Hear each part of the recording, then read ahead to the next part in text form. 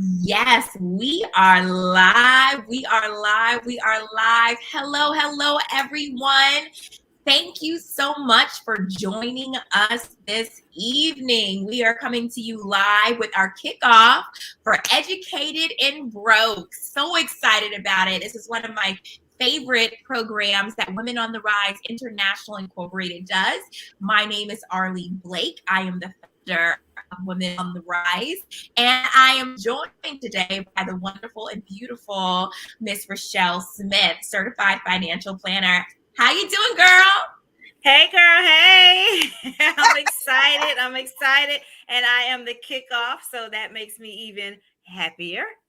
Absolutely, absolutely. So, for those of you who are new to the educated and broke concept, really what we want to make sure is that we are all educated and not broke, right? Yeah. But the truth of the matter is, many of us went off to college with this expectation that once we graduated, we knew exactly what we were going to do. We were going to be making a ton of money and everything would be perfect. Unfortunately, for many, that was not the case. Upon graduation, realized there were all of these student loans that we were going to have to pay back, and oftentimes weren't really making enough to ideally be able to live the life that we had expected, right? So, oh, we have a person said, because I am educated and broke, right? And so the idea behind Educated and Broke was to provide the programming and skills that were needed in order to allow us to be able to put our best foot forward, to be able to go out there, articulate our value, negotiate our salaries, begin to save and invest, and be able to create true generational wealth for ourselves and our families, right? And so we have worked hard, very hard, to put together this programming to be able to benefit all of you. And the amazing part about it is it's all free, right? So sometimes we do events and there's a cost behind it, but for Educated and Broke, it is all about providing this for the community to have the greatest impact. And we are fortunate enough to be sponsored by our partners at Ford, Connect Ford, and Truist Bank, formerly BB&T and SunTrust. So very excited to be doing this kickoff throughout 2022. You're going to be seeing us do even more programming under Educated and Broke to help you in the financial literacy space, to develop your career, and also to develop your businesses through our entrepreneurship piece, right? So tonight is the kickoff on our financial literacy piece. And then come in February, we're going to be doing our full day conference, everything financial literacy for Educated and Broke. So very excited to get started tonight. I had to go to the money lady here, Rachelle Smith, to talk everything finance, right? So Rachelle's one of our members, and I remember when we first Educated and Broke in 2018, she came in and gave a dynamite presentation, and everyone in attendance loved everything that you shared. I think one of the most amazing pieces about it was you broke everything down into layman's terms. Like, we understood every single thing that you said, right? And I think oftentimes, for many of us, we hear about investing all the time. That's how we create wealth, right? We're not really going to get that through going to our 9 to 5. We have to be investing, right? And so we hear that all the time, but it's like, how do we do it? How do we make it make sense, right? And so many of us, we're not making maybe enough money, so we're afraid of losing money, right? Right. So Rachelle, I'm so excited for us to jump into this conversation and to really get into discussing a lot of these things that people have questions about.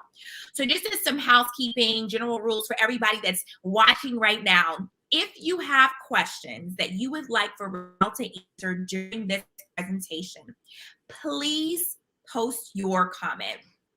I will say, if you do not share your profile through StreamYard, it may not show your name. So if you want us to give you cred, right, make sure you also post your name on there just in case it doesn't show up. But some of the things that we really wanted to talk about tonight are how to invest like a boss, tips to maximize your 401k, exchange traded funds, taking advantage of open enrollment at your job, and then also how to talk to your kids about money, right? In creating this generational wealth piece, we really have to educate our young ones about money and the value of money, right? And also what it looks like to invest. So, Rachelle, I'm turning it over to you. So excited for this. Thank you, Arlene. And you just articulate what we're going to do so well. You always do. And it's always fun to come in and talk. Although I am a CFP, a certified financial planner, meaning that I help people with their whole plan, their whole life, budgeting, risk management, investing, retirement, all of that stuff. And a very important piece of it is the investing, because that is how we are going to grow our wealth. And I definitely want to be the queen of breaking it down. I think I better give myself a new name, like Queen of Break It Down or something like that, because Yes, I want I people love it. to understand exactly what they're doing and what they should be doing. So, like we talked about in 2018, a lot of us want to pass on generational wealth. So let's start there. But I want you all to familiarize yourself with the term that I'm going to be using from now going forward. So 2022, when you hear Rachelle Smith, you're probably going to hear first generation wealth. Okay. You're probably going to hear that term come out of my mouth, on my blogs, on my website, wherever you see me. I'm always going to talk about first generation wealth, because I think we are here. Right. And I don't think that I want you to think of first generation wealth as we have more wealth than probably previous generations. This generation right here, Generation X, Generation Y, Millennial, Z, we probably are going to see more assets, more money than our great grandparents and grandparents, because to us, historically, wealth hasn't been part of our conversation. Okay. Think of LeBron James. LeBron James is first generation wealth. He's very wealthy, but he's first generation wealth for the most part, because I don't know his parents' story, but he talks about growing up in a small town and being a little less fortunate. So this is the first generation in their family that has some wealth. For many of us who are entrepreneurs, and many women who are CEOs and making six figures and having multiple streams of income, you are the first generation in your lineage to maybe reach six figures. And so you've never had conversations before about what to do with that new money. So first generation wealth, new money, there's some new things that we need to do. So the first thing that I want you all to do is change your mindset. Understand that wealth is part of your DNA going forward. It is what you want to build. It is what you want to pass on to your children, your grandchildren, and it doesn't have to be millions of dollars. You can be thousandaires, but we have to get into the habit of passing on homes, passing on real estate, passing on land, passing on businesses, passing on benefits from life insurance policies. That's how you build generational wealth. This, unfortunately, is a new conversation for us, because normally when I talk about generational wealth and first gen wealth, I'm talking about other cultures. So for Blacks and Browns, these are new conversations that we are going to be having. And it needs to become an old conversation, because I want you to get tired of hearing me talk about it. So tired that you just join me. If you can't beat them, join them. Right. So I want you to join me in creating wealth for generations after we pass on. One of the ways that we do that, for most people, one of the easiest ways and most common ways for us to build wealth is through our jobs. So many of us have been on our jobs for 5 years, 10 years, 15 years. There are even some people who've been on for 20 years or more. And usually when you work for some sort of corporation, there is a retirement plan. Most people are building their wealth, whether it be a little bit of wealth, a mid wealth, or you find yourself in the upper range. Most of that started through retirement, through your 401ks, your 403bs, your pension plans. If you are an entrepreneur, then maybe it came from a SEP IRA, and those are all different types of accounts. Okay, so when you go with an employer, the most common type of an account that you're going to see is probably the 401k. It's the one that people talk about the most. It's the one that you hear about the most. And it's one of the ways that we create generational wealth. And so, Arlene, if you would put that slide up there, we'll talk about that.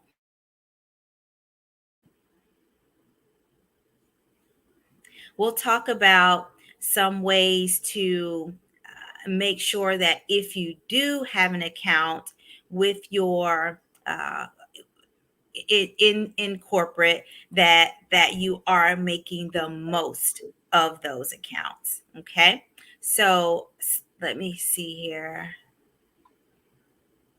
make sure I can see that. Right now it's a black screen. Yep. Okay, perfect.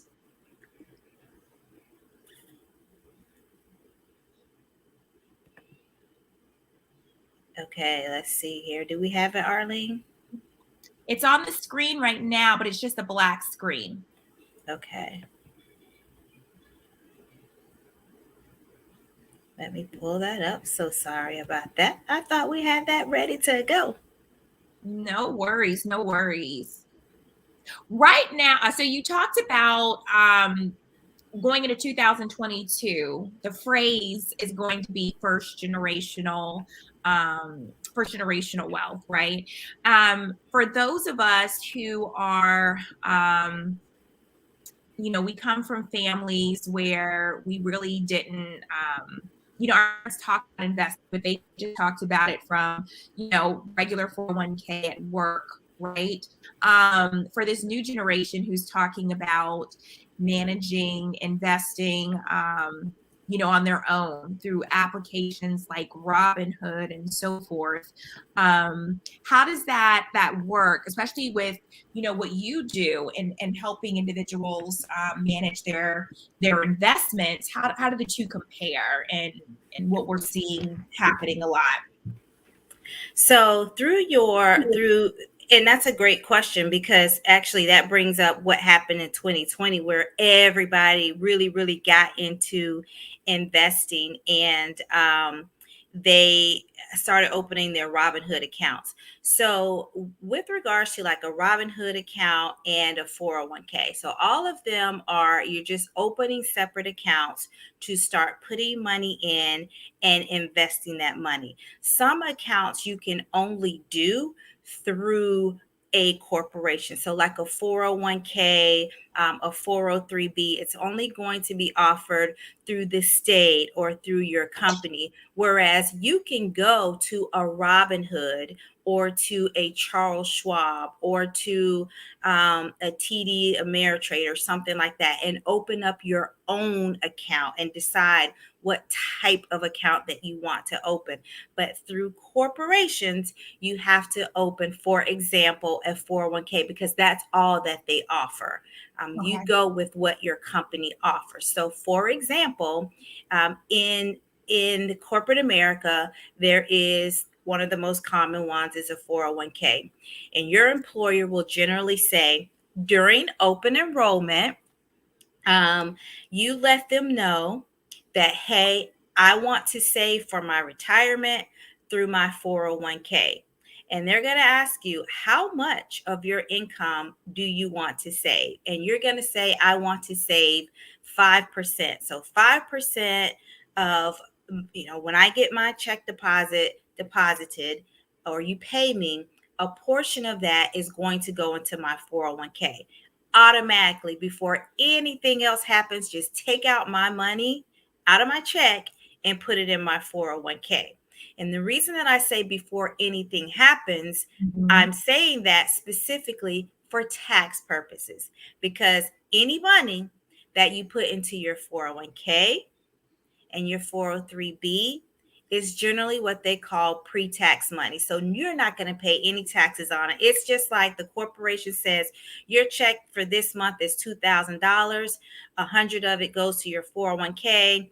The remaining 1,900, we got to take out your taxes. We got to take out your dental. We got to take out your medical. But that 401k money comes out first. So you've never paid taxes on it. That's key, because at some point in your life, Uncle Sam's going to want his money. All right. So you tell your corporation, I want to take out 10% or 5%. And they say, you know what, Arlene, I think that's great. And as a corporation, we want to help you with your retirement. So if you put in 5%, we're going to match it with another 5%. Overall, that's 10%. So that's matching. Here's where a lot of people fail. There's two ways that I say that we fail. Number one, we don't do anything. So we leave that free money, that match, on the table. Yeah. That's a no-no. You don't leave free money on the table. If they're telling you they're going to match, that means they're going to give you what you give you. So if you don't want to give yourself anything, we're not going to give you anything. Right. If you say that I am worthy and I'm going to give myself 5%, cool. We're going to give you another 5%. So it doesn't make sense to leave free money on the table. Can I get an amen on that? A phrase going into 2022 that we're not leaving money on the table, right? We do not leave money on the table. We do not leave money on the table. And the other thing that I want us to get into after you share the information that you put together for us is, as we're talking about doing 401k investments through the company that you work for, what about all of those who are transitioning into entrepreneurship or who have businesses and they still want to invest? What does that look like from a 401k standpoint if they want to create that for themselves and maybe even their employees? But before you jump into that, let's go ahead and get into what you were going to share with us. Yes. So are you able to see it on the screen now? Yes, ma'am. All right. So perfect. So these are just some tips. If you have a 401k or even a 403b, any sort of retirement plan, these are just some tips for you that I want to go through. The first thing is you want to make sure you're contributing as much as you can financially withstand. Now, ladies, listen, we look good. Our hair is cute. Our makeup's cute. Our nails are done. I really don't want to hear you say you can't contribute anything, because that's not true. You have to contribute as much as you can withstand. Most financial planners are going to try to tell you to save at least 10 to 15% of your income. Let that be a rule of thumb. If you're not there, work your way up to being there, right? If you can only start with 5%, that's fine. When you get to 2022 and they give you a raise, I want you to save your raise. Jot that down in the comments. Save your raise. Save your raise. So if you get a raise of 3% and you absolutely need it in your pockets, fine. Give your 401k 1.5%. You take 1.5%. But I don't want you to spend your entire raise. So I want you to save your raise and work yourself up to the maximum amount that you can contribute to your 401k. Got it. Okay.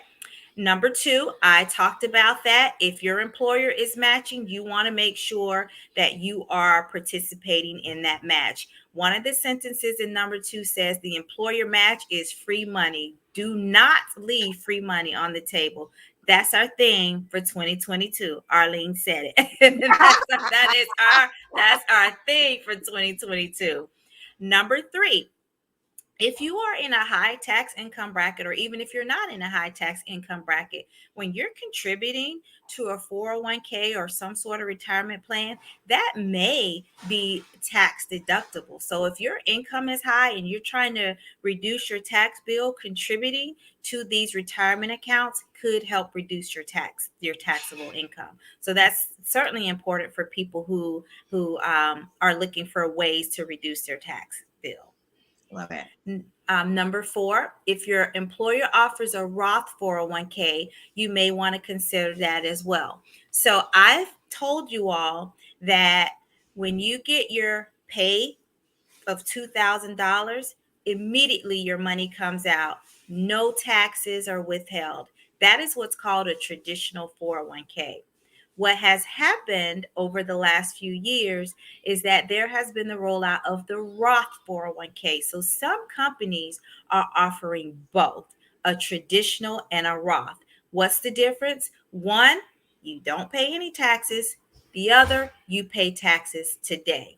Why is that helpful? I want to break it down. So here we are with the queen of breakdown. Okay, there Okay. we go. Queen of breakdown. All right. I got my So notes we have, over here. I'm you ready. got your notes ready. You have your $2,000.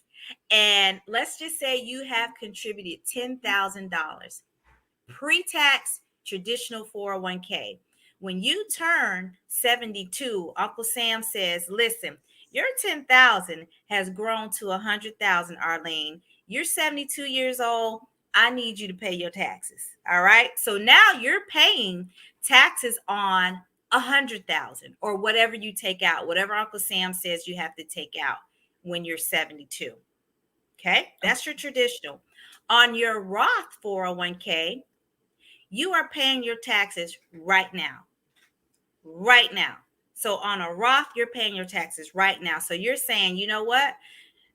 I'm going to give you 100, but go ahead and take your little taxes. I'll give you this 10,000, but go ahead and take your 10,000, your little taxes today. And then when I turn 72 or 82 or 92, I don't want you to bother me about taxes anymore because I already paid my taxes a long time ago. So you paid taxes on a lower amount and then it grew to 100,000. You have to worry about taxes anymore. So you one don't is have to pay pre-tax any and one is taxes. post-tax. So you don't have to pay any taxes on that interest earned on that amount. No more taxes on a Roth. Once you pay your taxes in any sort of Roth, they don't come for you again. So if that money, if that 10,000 grows to 20,000, 30,000, 50,000, 100,000, cool, beautiful. You paid your taxes a long time ago. No more. So the Roth is only offered through your employer, though, correct? Well, that Roth 401k. Okay. So remember, we're talking about employer plans. So it's a traditional 401k and there's a Roth 401k. Not every firm has it, but most of them are starting to get Roth 401ks as well. Now, Okay. that's different from what we talked about at Robinhood. At Robinhood, you can open your own traditional IRA or Roth IRA. A little different than what's offered at your company, but the concept is the same. Pre-tax versus post-tax. No taxes now versus pay your taxes now. Gotcha. So in hindsight, if you knew what tax bracket you were going to be in at age 72, you would be able to make that decision today. So if you think you're going to be like the wealthy at 72 and you're going to be in a high tax bracket, then cool, pay your taxes now.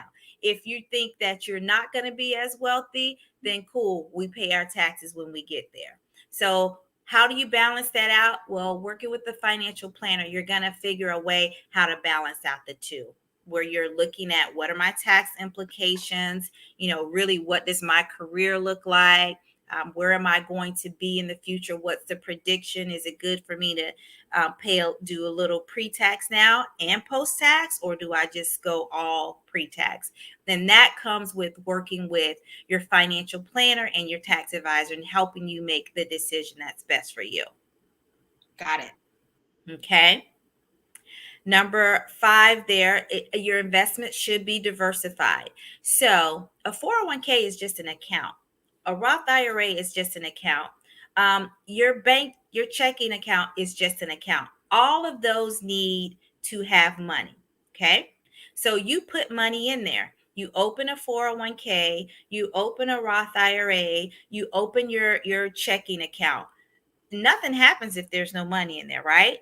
Right. Somebody's got to put that money in there, and that somebody is you. So you put your money in there. Then you have to decide, I got this money there.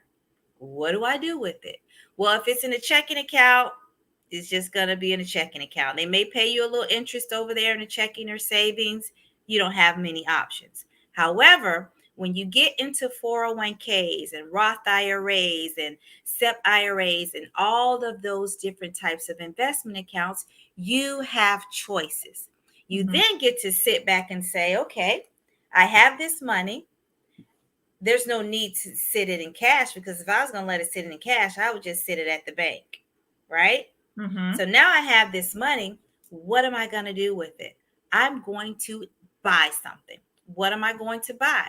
Well, if it's at your corporation, they're going to tell you what your options are.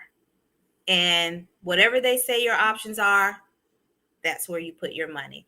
Usually it's going to be like a mutual fund or maybe the company stock. So for example, if you work at Disney and they have a retirement account, they may allow you to buy the mutual funds that are offered, or maybe Disney stock or companies associated with Disney. And that's it.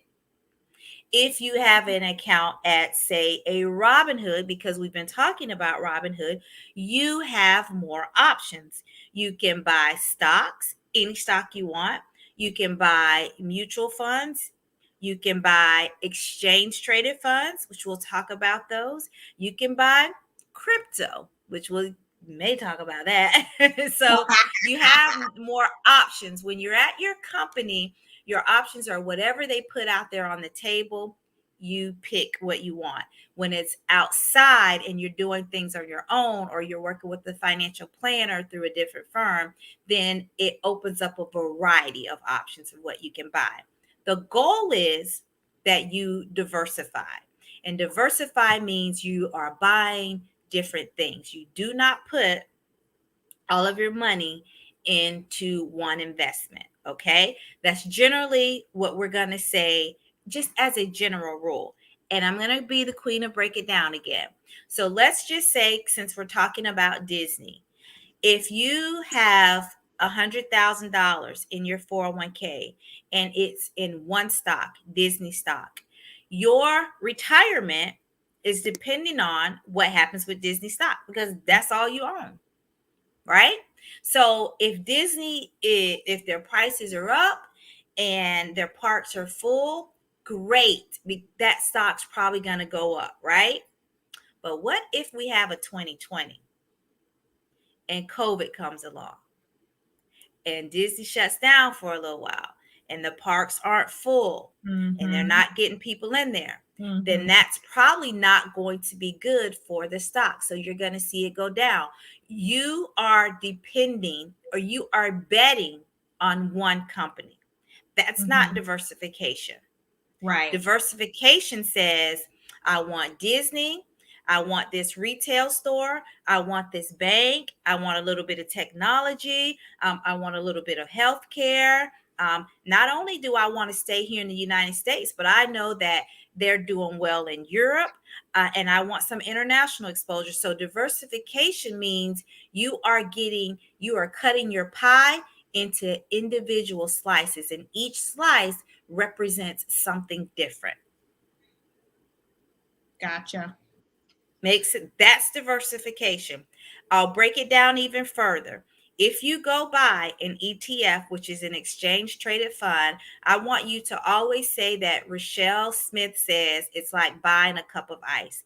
It's like going to Wawa and buying a big cup of ice. So I go to Wawa and my cup is my ETF, my exchange traded fund.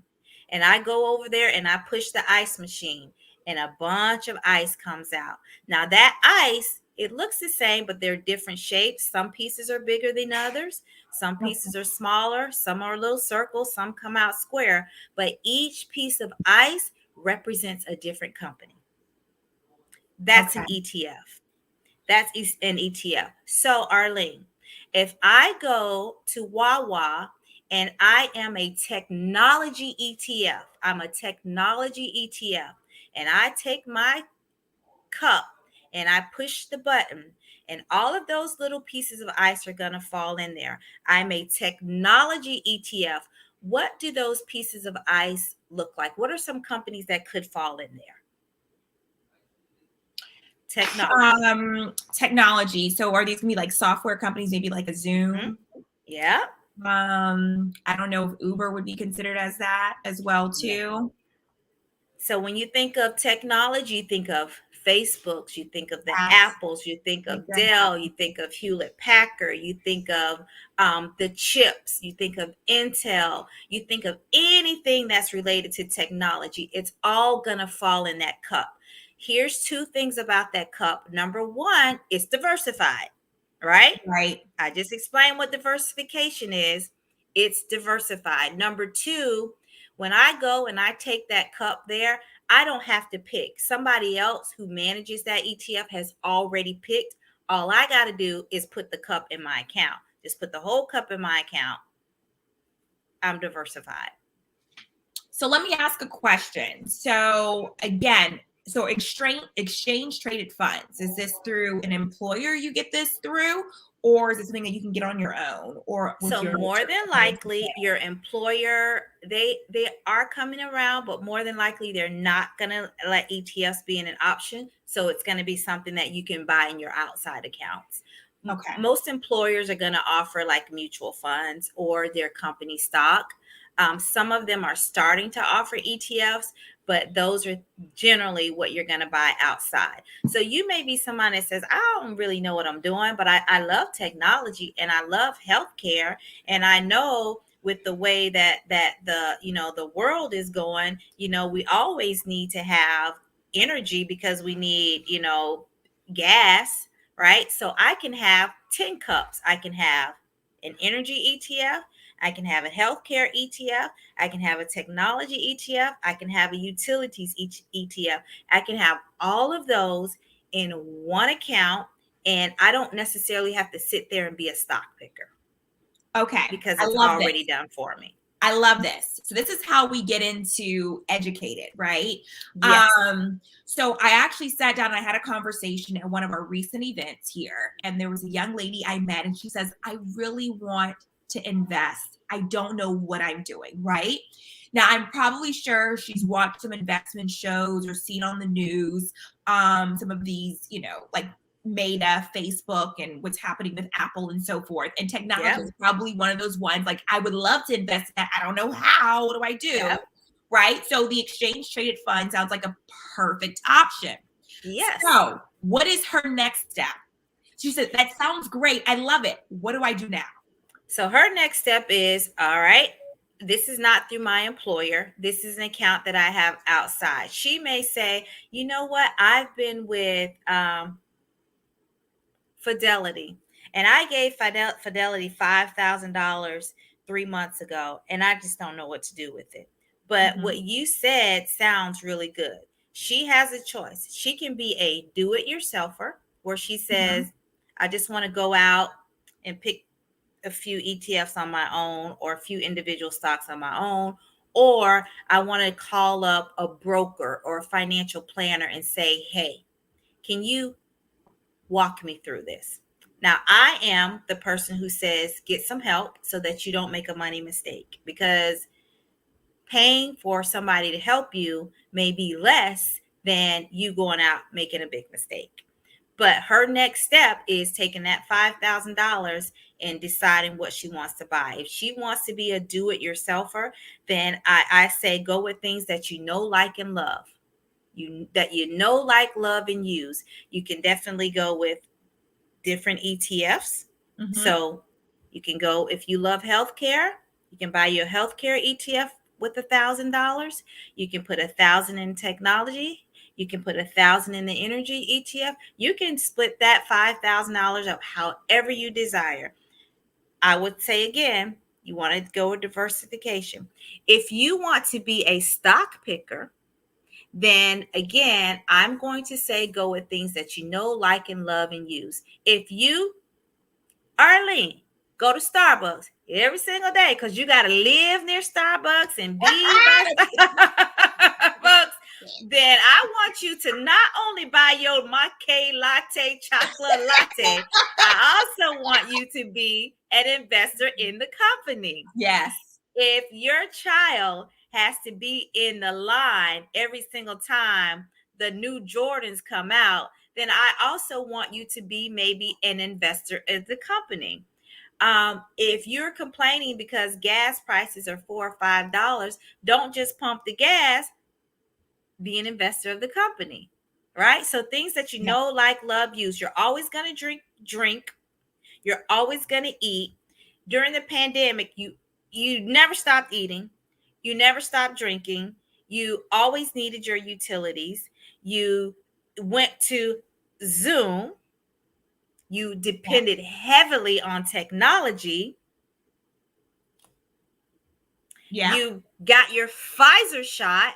All of those things that you know, like, love, use. If you were bored and the only place that was open during the whole pandemic was Target, and you stayed up in Target with your mocha loca latte, there's two companies right there that you know, like, and love that maybe could have been on your list. Okay, so let's go back a second, right?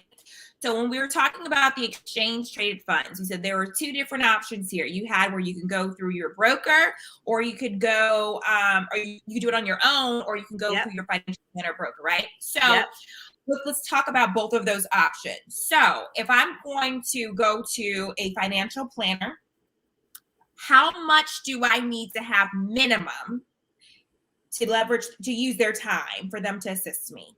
Because I think a lot of people, they don't even make that first step because they don't know if they're wasting someone's time. Like, how much do I need to have and what that looks like? So let's discuss that first. So different firms have different minimums, right? Okay. So you're not going to know until you go ask. So that's don't be afraid to ask. Just ask. Don't be afraid to ask different firms, or you can go online. You can just say, you know what? I don't have diddly squat for retirement. I have to open some sort of retirement account. I'm going to do it at Charles Schwab. Look at Charles Schwab and see what the minimum is. Or you can say, you know what? I heard about this girl, Rachelle Smith. Maybe she can help me. Can I open an account with her? You call Rachelle Smith. She'll tell you, here's your minimum for this, that, or that, or I don't have a minimum. But there's some other things that you have to do. So you got to ask, because some people have minimums. If we go with the ones that we've been talking about before, like a Robinhood or something like that, I don't believe they have a minimum. So if you got $100 to start out with, then you got $100. Okay. And you start with $100. Okay, so that's good to know. So let's go back into Robinhood again for a moment, right? So you can go and look up ETFs under Robinhood, right? The problem happens when you click on it, you see commodities ETFs, bond ETFs, index ETFs. So what are those? How do we educate ourselves on, like, where do we go to get the information about what are these ETFs? What does that mean? That is a great question. So again, when you're a do-it-yourselfer, you have to go into another lane. So if you come to me, you just ask me all of those, and I can probably spit them out to you in 10 seconds. Okay. Coming to somebody that already knows. If you're going to be a do-it-yourselfer, then you got to go do your research. So you can Google bond ETFs. You can Google index ETFs, or you can go to ETF.com. There is an ETF.com.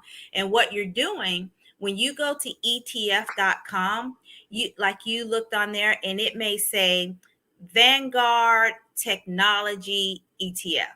Okay. If you go to ETF.com and you type in Vanguard Technology ETF or whatever it is, it's going to pop up all the information that you need to know about that ETF. Okay. And it's going to tell you, when you get your cup of ice, which is the Vanguard Technology ETF, and you go to the ice machine and all those pieces fall down, it's going to tell you what those pieces are. Okay. on ETF.com. So the difference is me doing it and knowing what a bond ETF or index ETF for technology or commodities or whatever, and spitting it to you in a minute, versus you going to do the research on your own just to figure out what you want to have or what you want to buy. Absolutely. And I think one of the things too, I think people want to have an understanding of what is happening before they even go to someone. So even if you have, someone that you're working with, I think they would want to have a general understanding of what, say, an ETF is, Yep. even before sometimes even having the conversation with, or if they want to ask about a particular one because they might have, heard something on TV or on Instagram, and they now want to come and talk to their money lady Yep. and bring it up. They want to know what the heck they're talking about when they say it. So it's great just to be able to do a little bit of that research so you can have an understanding of what you really want to do, and then get further education from your financial planner, right? Absolutely. And most people, most planners will have some sort of initial consultation, right? Where they're Yeah. not necessarily charging. They'll just say, hey, there's a 15-minute initial consultation. Now, how far they go with you in that initial consultation is going to depend on the planner. Now, they're not going to let you just pick their brain and get all the answers and not pay anything, but they're going to give you some general guidance. You'll get to understand their vibe. You may say, you know what, I didn't even vibe with that planner because she's That is too huge. right. It's not good energy. She talks down to me, or she acts like I was annoying her, or he's using these big words. So you may not even vibe. So that's one thing. And then some may go a little further and say, hey, you have $5,000. You shouldn't come to me because my minimum is higher, and it doesn't make sense for you to come to me, sweetie, because I charge a lot. You'll get it. Yeah, absolutely. And that makes sense. That makes sense. Yeah. All right, perfect. All right, what do we have next? So we have number 6, and it's just a quick tip to avoid over concentration. And I actually talked about that when I said if you have $100,000 and all you do is buy one stock, you're heavily concentrated in that one thing. We want you to diversify. You can have, of the 100,000, say 10% is in one stock or one ETF or whatever, but you don't want everything to be in that one thing, and that is your life, because if anything happens with it on the downside, you're going to be affected. On the upside is great, but you also have to protect yourself on the downside, so be careful about that. Okay. Number 7, if you change employers, don't forget about your 401k. And so this is where so many people run into problems. We have stayed on a job for 10 years, and then we're like, you know what, I'm out, I'm going to go to a new job, and you leave your money at your old firm, and you get your statements, it's there, and you're at your new job, and then you go to another job, and you're leaving your retirement money behind. No one's going to take it. It's your money. But what I've seen happen so many times is that a lot of times you leave it behind, and it may just be sitting in cash. And so when you left, it was 10,000. And then 10 years later, because you just let it sit in cash, it's 10,500 or 10,000, maybe 11,000, because it has a little bit of interest. But you have missed 10 years of having that money rolled over and properly managed for you. So leaving old 401ks and 403bs and all that other stuff at your previous employers can really hurt you if you are not watching it and knowing what you have bought. So are you saying, and I'm not sure if I caught that correctly, when you leave the company, they're no longer investing the money? So that's a possibility. So you have to make sure that if you leave the company, that your money is invested. Some will say, don't leave your money here. You need to take it. You need to roll it over. We don't want to hear. You got to roll it over, and you do that. But some, like in the past, have just left their money. It's like, oh, I used to work for this company before, and Fidelity had the money. I don't really know what it's in. I get a statement every 3 months, but I never open it up. And come to find out, it was just sitting in like something very conservative. You've lost 5-10 years of market upside because you left it in something very conservative and you weren't paying attention to it. Gotcha. Okay. Number 8 is we're going to check our numbers. So if you see this bottom of this chart, it says that the chart below shows a 401k savings retirement savings guideline, and it was created by Financial Samurai, so you can actually go look it up. But what it does is it shows how much you could have saved for different ages. So if you started when you were younger, so this is for people who have teenagers, who have children in their 20s, who are coming out of college and getting that first job. These are the values that they should have. And this is on the lower end. So you can actually measure yourself and you say, I'm 30 years old. On the low end, Financial Samurai says that I should have at least 100,000 in a retirement account. I said low end. And I put low end values here because when I do this presentation, I don't want to make people sink down in the middle of their seat, because if I put the high end, right, you're not going to feel good about yourself. right? So if you look at different ages, it says, hey, if you started out when you were very young and you were saving, it shows where you could possibly be. So someone who is 40 years old, if you're not at 250 on that low end, it doesn't mean that you're horrible and you're not going to do good. It says you need to catch up. Mm-hmm. How do you catch up? Well, you start stuffing more money, mm-hmm. or you get more aggressive and try to outpace the market and be more aggressive and have higher returns. I want you to look at, go ahead.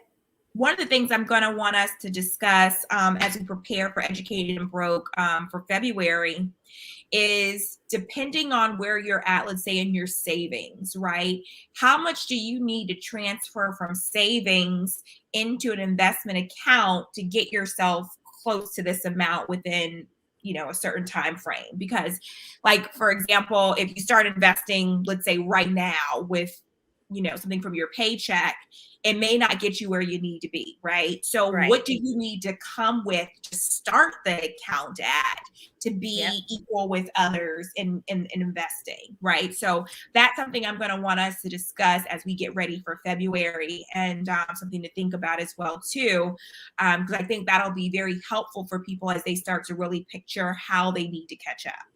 Right. And so a lot of that is done, like when you work with a financial plan, they'll do a retirement analysis for you. And they'll say, okay, Arlene, you said you want to retire at 60. And at 60, what do you want to do? Do you want to sit in your rocking chair and watch movies, or do you want to travel the world? Because that's two different retirements. And if you say, no, I listen, 60, I'm still going to be fine, breaking hearts, traveling around the world, doing my thing, right? And so how do I hit this number at 60? Like, how do I get to 1 million at 60?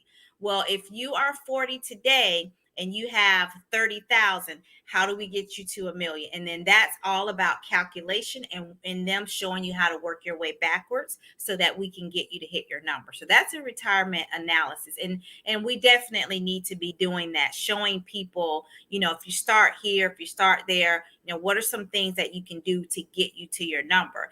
And it really, we don't know when we're going to pass away. So that's that, we just don't know that in that age, but we can plan and balance out, like have a good time now, but prepare also for the future. If you want to start chapter 2 at age 60 and say, I'm just going to do some consulting, I'm going to take it easy, I'm going to travel, take 2 months, every 2 months off or whatever, that looks a lot different than sitting in a chair watching movies. Right, absolutely. I don't think any of us are really thinking that we want to sit there watching movies. I don't think That's so. not the life that we see for ourselves. No. But I think there are situations now where people might come into money, right? So Yep. whether Yes. it's Yes. through a side hustle that they might have, or selling a home, or whatever it might be, and they might come across this sum of money, and they're like, okay, do I just let this sit in a savings account? Do I invest it in my 401k? Like, what does that look like, right? And what will it do? So I want us to start thinking about how we can educate people to utilize and leverage those funds when they come into those sums of money. Absolutely. And now with the savings account, and I'll probably break a lot of hearts. If you have a lump sum sitting in a savings account, you're not making any money because interest rates are so low. You're not making any money. And I always say, what is it in the savings account for? If you have an immediate need for it, like something in the short term, then maybe there is a reason for you to have it there. You want to have a cushion. You want to have an emergency. But if it's not being used for something in a short term or an emergency, then you probably want it working for you. How it's working for you, you get to decide if you want to be all aggressive or you just want to kind of work slowly. And you get to work with a planner to help you decide that. But I always say an emergency fund, people say have, 3 to 6 months of expenses there. I always say, what emergency are you going, like I have, people who have 50, 60, 100,000 in an emergency fund. And I always say, what emergency are you going to have today that's going to cost $100,000? Right. Your tires, your AC, somebody's going to pass away. Those are emergencies. Medical, those are emergencies. Generally, there's not going to be an emergency that is $100,000 or $50,000. Now, if you lose your job, it may take you a little longer to find a job. So you want to definitely have that cushion there. But usually an emergency is just what I mentioned. I need some new tires. My AC went out.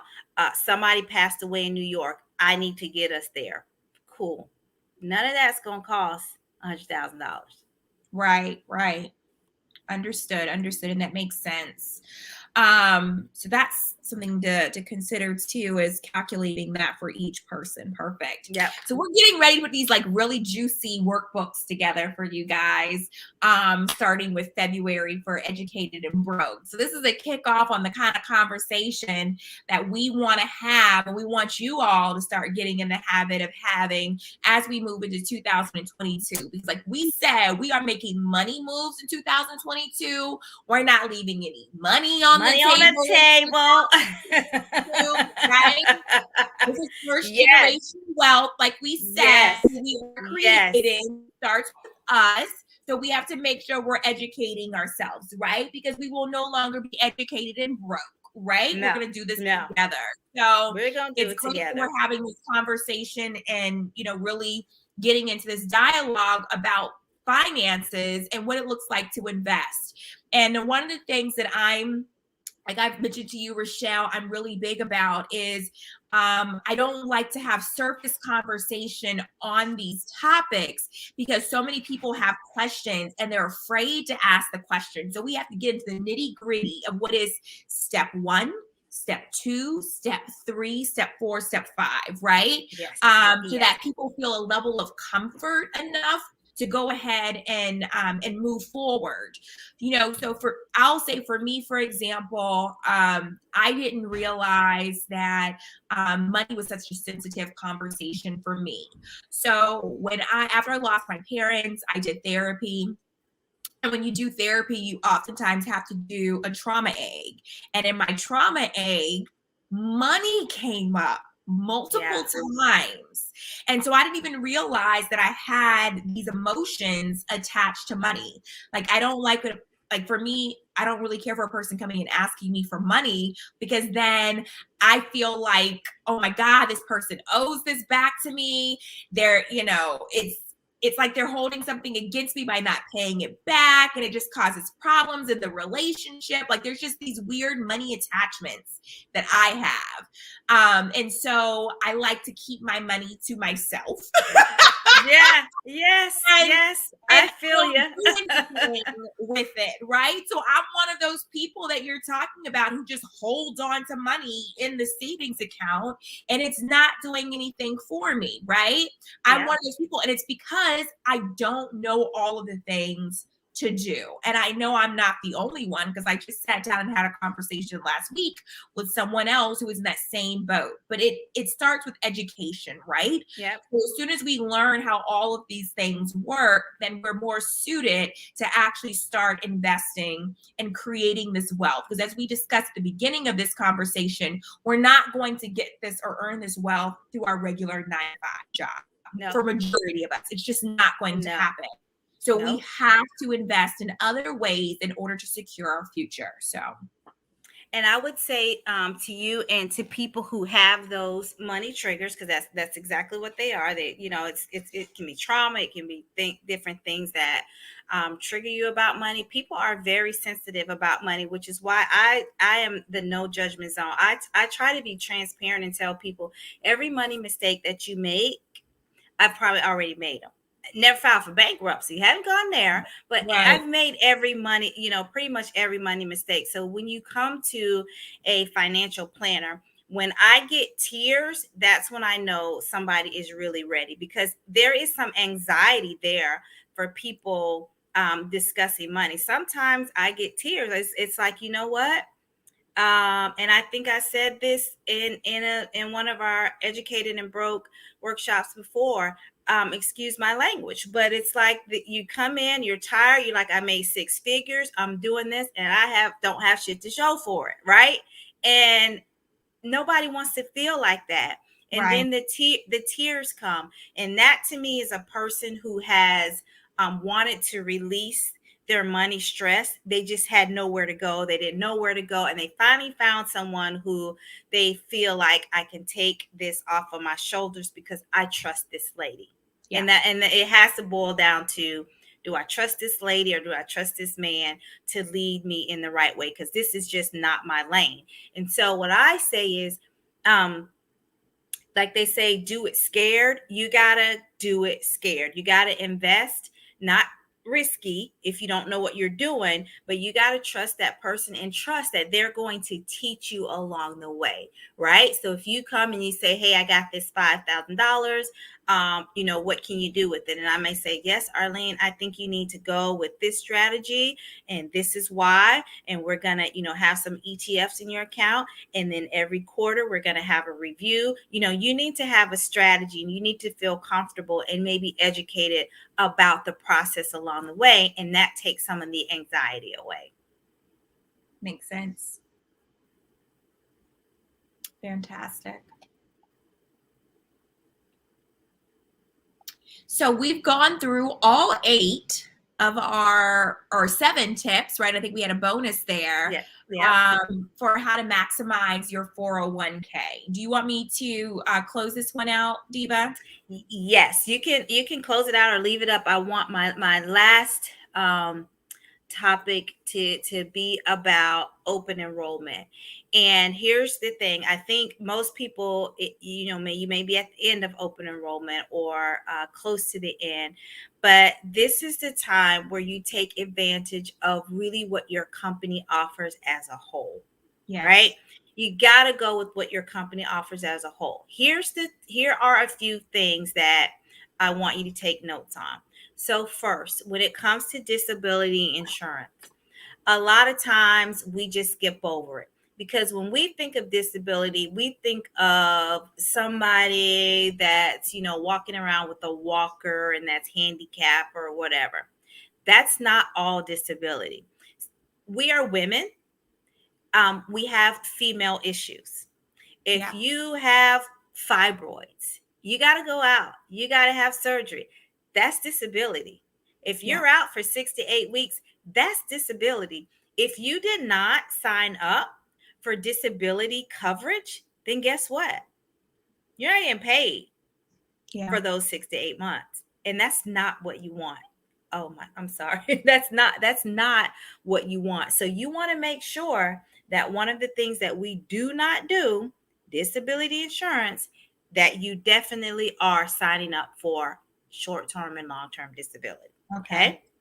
The other thing that we are light on is we are light on life insurance. Most companies offer life insurance, and what they'll say is, the first, 50,000 or whatever we'll pay for it. And people are like, cool, you pay for that? I'm good. I got coverage.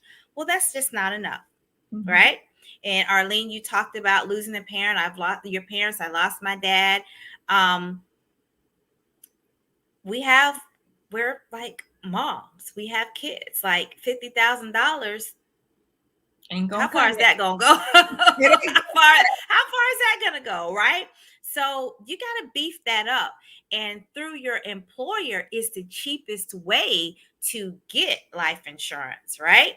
So I want you to have it through your employer and outside. But when you're doing it through your employer, you're doing it as a group. So it's going to be $2, $5, $10. It's the cheapest way to get a lot of insurance. But you got to have it at work and outside of work, because at work, what if your job leaves you or you leave your job? Then you may not have insurance coverage. So you definitely want to have it in both places, but get significant life insurance. Like quit playing. $50,000. Like, we're behind the 8 ball because you have burial expenses. That's one, right? And you have final expenses that have to be taken care of. So maybe your beneficiary walks away with $35,000 or $30,000. That's gone. That's not going to send your little baby to college. It's not going to buy his first car. It's not going to have that he's not going to have that great 16th birthday that only you can put on like you do. So you got to think about what is enough. And that, again, you're working with your agent or your financial planner to figure out what's that right number for you. But getting it through your employer is going to be great. Let's talk about that for a second, just really quickly with life insurance. So I was having a conversation with a former coworker, and she doesn't have any children. She's a single woman. And she said she doesn't have life insurance. She's like, I don't really think, why would I need life insurance, right? I don't have kids.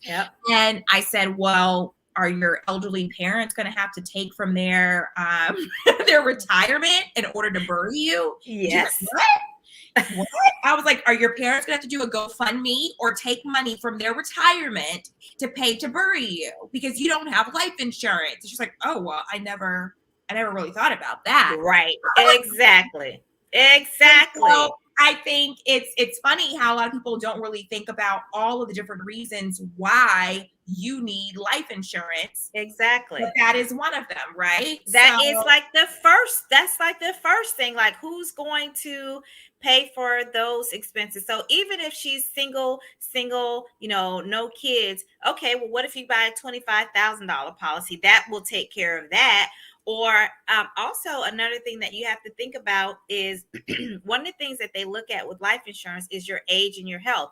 As you get older, your health tends to get a little worse. So wouldn't it be better for you to get it younger while you're healthier versus when you are 60, when the premiums really start going up and maybe your medical exam won't be as good and you're going to have a high premium. So those are the types of conversations you're going to have when you're single.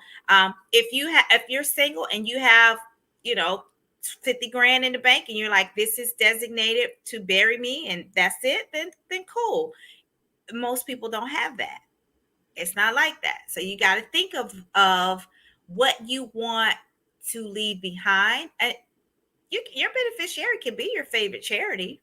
It can, right? Anything that you want to support, right? And it can be your charity. Absolutely. And one of the things too, even going back to